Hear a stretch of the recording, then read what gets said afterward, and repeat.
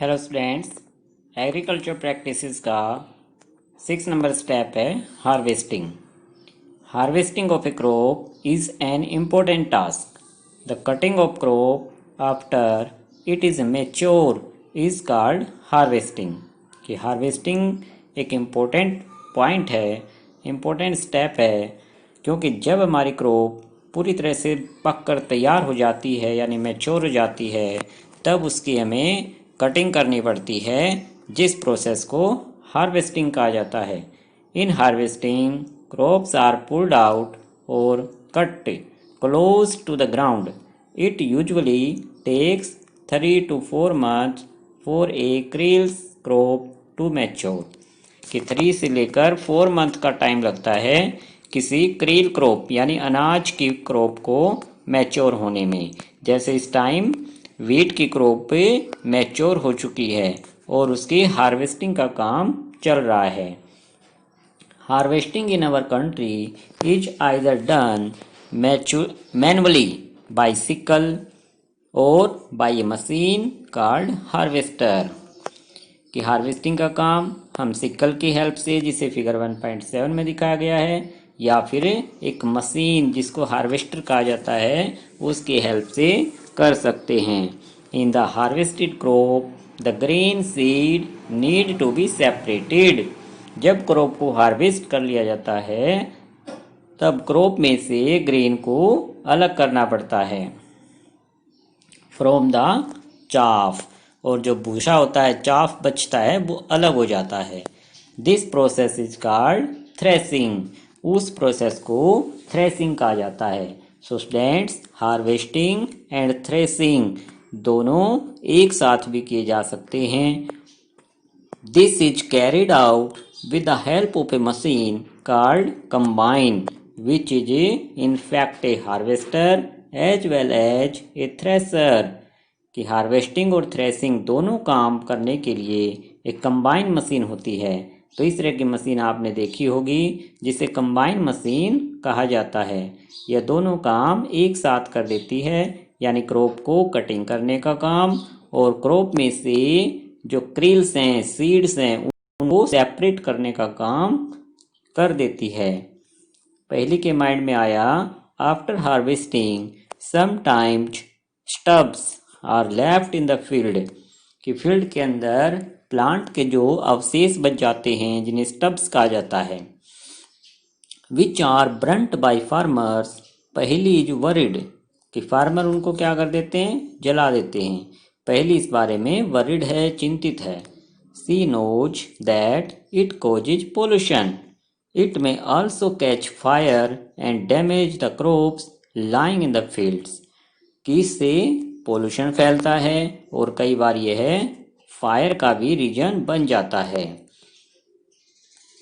Farmers with small holding of land do the separation of grain and chaff by winnowing. Figure 1.9. You have already studied this in class 6. कि जिन farmer के पास small land है, small field हैं, वो दोनों काम एक साथ नहीं कर पाते, कंबाइन मशीन का यूज नहीं कर पाते, तब उन्हें विनोविंग प्रोसेस से ग्रेन और चाप को अलग करना पड़ता है, जिसे विनोविंग प्रोसेस कहते हैं। क्लास 6 में हमने विनोविंग प्रोसेस स्टडी की थी और फिगर 1.9 में विनोविंग मशीन दिखाई गई है।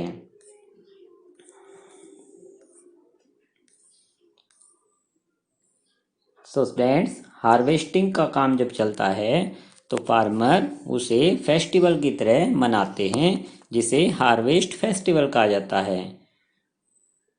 कि after 3 or 4 months of hard work there comes the day of the harvest, the sight of golden fields of standing crop laden with grains fills the hearts of farmers with joy and a sense of well-being. The efforts of the past season have borne fruit and it is time to relax and enjoy a little. The period of harvest is thus of great joy and happiness in all parts of India. Men and women celebrated it with great enthusiasm special festivals associated with the harvest season are Pongal, Baisakhi, Holi, Diwali, Naban and Bihu. So students, farmer इस time harvesting festival मना रहे हैं।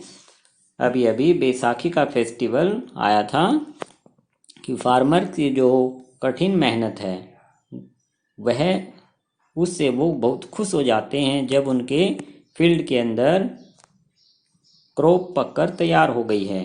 तो अपनी crop को देखकर सभी farmer खुशी से ये फेस्टिवल मनाते हैं। जिस तरह से दीपावली होली का त्यौहार मनाया जाता है उसी तरह से बैसाखी मनाई जाती है। कुछ स्टेट में इसी को पोंगल या बिहू के नाम से भी जाना जाता है। सो स्टूडेंट्स, ये था हमारा हार्वेस्टिंग का स्टेप। नेक्स्ट पैराग्राफ 1.9 में एग्रीकल्चर प्रैक्टिसेस का लास्ट स्टेप दिया गया है storage. Storage of a produce in an important task. If the harvested grains are to be kept for longer time, they should be safe from moisture, insects, rats, and microorganisms. Harvested grains have more moisture. If freshly harvested grain and seeds are stored without drying, they may get spoiled or attacked by organisms, making them unfit for use or for germination. Hence, before storing them, the grains are properly dried in the sun to reduce the moisture in them. This prevents the attack by insect, pests, bacteria and fungi. कि storage को भी important task बताया गया है क्योंकि grain को crop को harvest करने के बाद उन्हें हमें लॉन्ग टाइम तक यूज करना होता है, इसलिए उसको अच्छी तरह से हमें स्टोरेज करना पड़ता है ताकि वह मॉइस्चर से, इंसेक्ट से, रैट से या दूसरे माइक्रो ऑर्गेनिज्म से बचा रहे और ऑर्गेनिज्म उन पर अटैक ना कर पाएँ। स्टोरेज करने से पहले ग्रेन्स को सनलाइट में अच्छे से ड्राई कर लेना चाहिए ताकि वो मॉइस्चर से बचे रहें, उनमें बैक्टीरिया और फंगी ग्रो ना करने पाएँ। पहली जानना चाहती है, I saw my mother putting some dried neem leaves in an iron drum containing wheat, I wonder why. कि पहली की मदर ने कुछ नीम के सूखे पत्ते उस कंटेनर में डाले थे जिसमें उसने व्हीट स्टोरेज करके रखे थे। पहली जानना चाहती है क्यों, ऐसा क्यों किया गया। सो स्टूडेंट्स, नीम के जो लीव्स होते हैं वो एक तरह की मेडिसिन का काम करते हैं। उससे जो पेट्स हैं, जो माइक्रो ऑर्गेनिजम्स हैं, फंगी है, बैक्टीरिया है, इस तरह के ऑर्गेनिज्म हमारे स्टोरेज में नुकसान नहीं पहुंचा पाते, हमारे क्रिल्स को नुकसान नहीं पहुंचा पाते। फिगर 1.A में silos for storage of grains दिखाए गए हैं कि गवर्नमेंट ने इस तरह के सिलोज बनाए हुए हैं जिनमें वो काफ़ी मात्रा में स्टोरेज कर सकते हैं। और फिगर 1.10 के बी नंबर फिगर में storage of grains in gunny bag in granaries की बोरियों में भरकर अनाज को रखा गया है। तो इस तरह से फार्मर अपने क्रॉप को स्टोरेज करके रखते हैं। Farmer store grains in jute bags और metallic bins. However large scale storage of grains is done in silos and granaries to protect them from pests like rat and insects. कि figure 1.10A में silos दिखाए गए थे, B में granaries. कि silos एक बड़े बड़े ड्रम्स होते हैं जिनमें ग्रेन्स को स्टोर करके रखा जाता है, और बी नंबर में बड़े बड़े गोदाम हैं जिनमें ग्रेन्स को बोरियों में भरकर स्टोर करके रखा जाता है ताकि वो रैट से और इंसेक्ट से प्रोटेक्टेड रहें।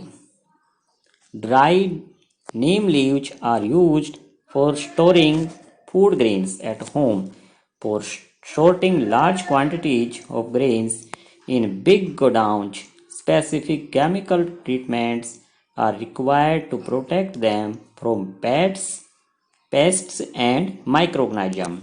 कि जो ड्राइड नीम लीव्स हैं, हम अपने घरों में जब ग्रेन्स को स्टोर करते हैं तो उनका यूज कर सकते हैं, और जो बड़े बड़े गोदाम होते हैं वहाँ पर केमिकल ट्रीटमेंट किया जाता है ताकि हमारे जो ग्रेन्स हैं वो माइक्रो ऑर्गेनिज्म से बचे रहें। तो ये थे स्टूडेंट्स हमारे एग्रीकल्चर प्रैक्टिसेस के स्टेप। नेक्स्ट टाइम स्टडी करेंगे paragraph 1.10 food from animals. Thank you.